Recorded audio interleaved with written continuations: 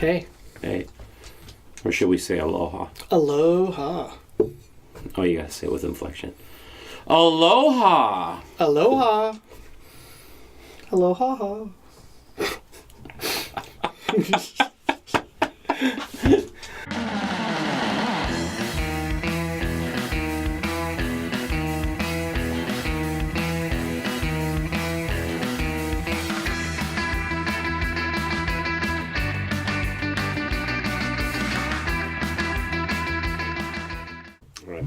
Are you sure this isn't Tiki Mugs with Eric? It might as well be. All of a sudden, there's another show. I'm making all the rings. It's like, I don't need that Tiki with Ray guy. Yeah. I just started doing the show myself. Just, one mug a day. But you're doing it like Fight Club style, where like you're showing yourself the mug, and now look at this one. This is a mug that's like, and there's like no one there. No, I'll just put another, a copy of me in there with some editing, and then when I'm done, I'll just take a mug and throw it down the fireplace and break it. You do both, where you're like, well, that's a really nice mug there, Eric. What do you think, Eric? Yes, it is. Yes, and then hand it back to me. Yeah, we could totally do that. That's a great idea. Cinema magic. Yeah, it's real simple too. Yeah. That shit would have been hard to do in the 50s, I'll tell you that. Hi everyone, this is Ray, or some of you might know me as Tiki with Ray, and here is another episode of Tiki Mugs with Ray with my good friend Eric Allred. We're in the Sneaki Tiki lounge.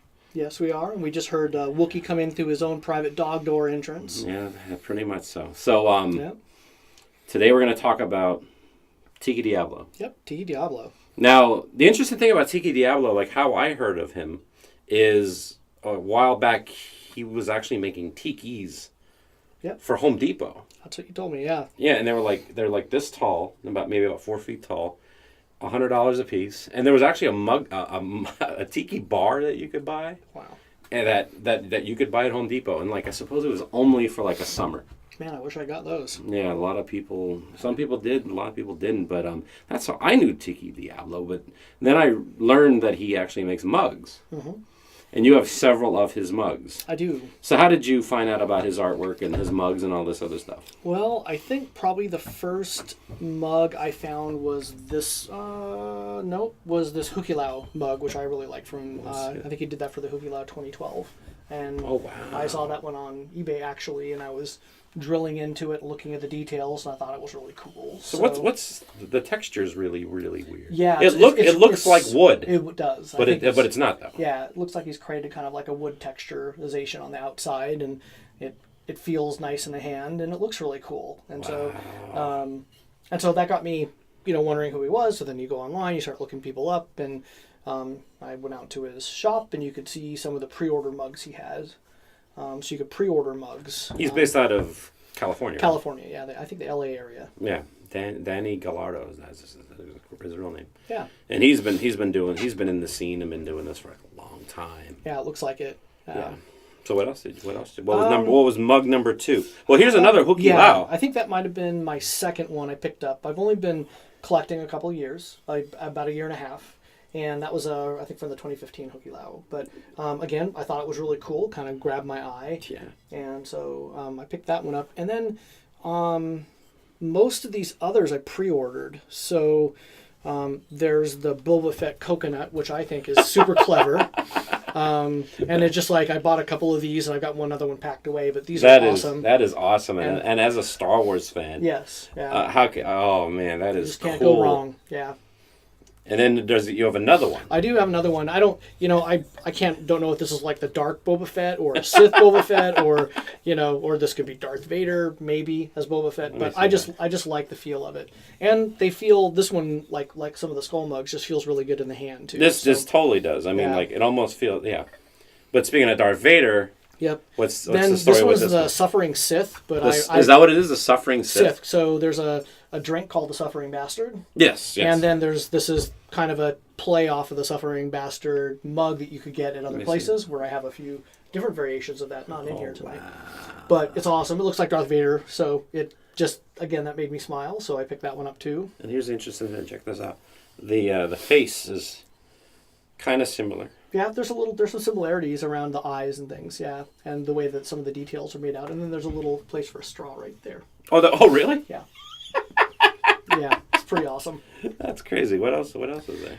Let's see. I've got this like it's a carved. A Tiki Bob. Tiki Bob. We were looking at these last episode, and this one is a little wooden one, which I think is really cool. And it looks like it carved out of a tree trunk, and so the details and the rest of it is just awesome. Crazy. I'm a sucker for the Tiki Bob. Yep. And right there. Yep, yeah, I know. Just you hold them by the nose, apparently. Yeah. You just need a little ring under there or something. Yeah. Just fit your finger, so you can just like stick your finger in. And I can see myself poking my eye out with one of these limbs on one of those little poppets that you put on the back of a phone to hold it. You know, Yeah. one of those. And then this is a rum barrel from, I guess, for the related to the Mai Kai, which is also really cool. Yeah, this isn't the normal Mai Kai mug, obviously. Yeah, Man, yeah. this is.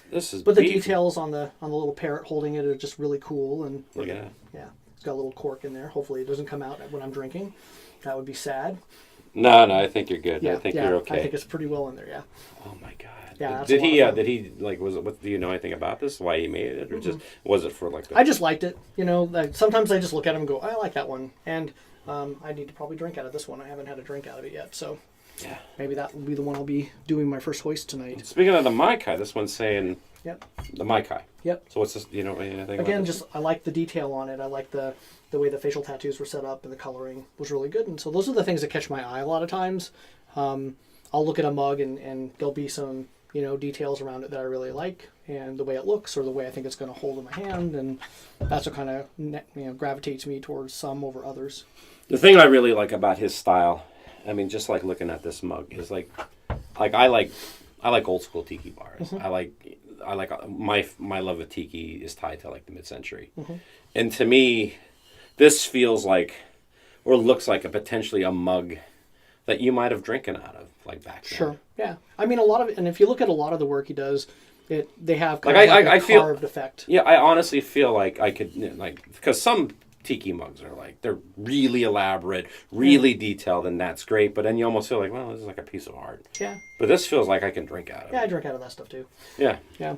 I mean, but I like even like this one. You can tell like just the details. It looks like it, like it could have been chiseled out of a piece of wood. Yeah. You can see the, just that kind of detailed work is stuff I really again gravitate towards. Yeah. Something that looks a little bit more raw, and yet sometimes something that's a lot more like a finished look like this is really awesome too. So, they both kind of have their draw. And what's then what's the story about this tiki mug? This one is just making it hard when I'm thirsty from talking to you. Got to stay hydrated. Gotta stay hydrated. Yes. I tell you what, Eric, thank you for coming on the show again. Yeah. And your mug collection just keeps growing and growing, and we keep on finding new things. And Yeah, we'll have to unpack some of the boxes once I get my display shelves up. We can unpack all the stuff I actually have. Most of it I've got. At least half of the mugs are all packed away in boxes. that's unbelievable. Yeah. You are something else. I'll tell you what, Eric. Thank you for coming on the show. Yeah. Thanks, Ray. Aloha, mahalo, and all that other crap.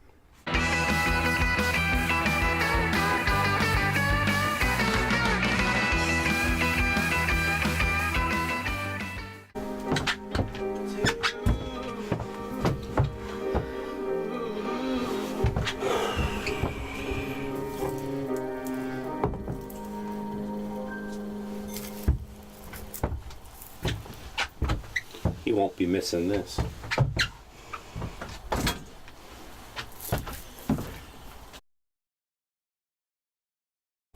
Hey gang, this is Tiki with Ray, and I just want to say thank you very much for checking out my video.